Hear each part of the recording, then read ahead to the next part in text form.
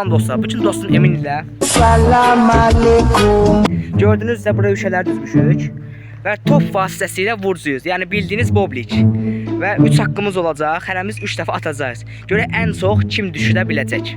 Uduzan isə bu gördüyünüz qurumuş narı yeyəcək. Emin at görək. Oo, qəşəng. Səsini vurdun, deyən.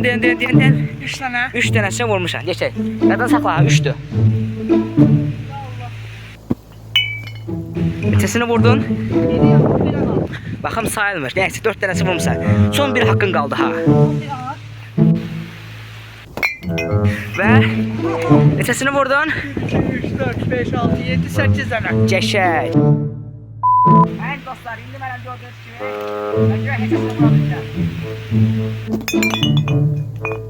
Yeah boy. Neçədən də? 3, 5. Qəşəng 5 dənəsini vurdum.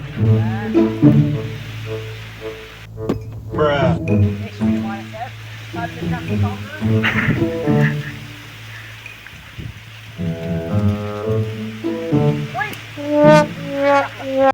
Və dostlar, gördüyünüz kimi Emin uddu. Allah kızım, bunları yiyin. Səni təbrik edirəm qaqa. Sağ olun. Allah. Nəysə, yekdə də. Tutdan qardaş telefonu. Dostlar, bunların xərcəcəm heç bilmirəm valla. Yekdə bu içini. Bir dakikada her videoda mən zulüm çəkmişəm. Çünki uduzmuşsan. Uduzmuşam.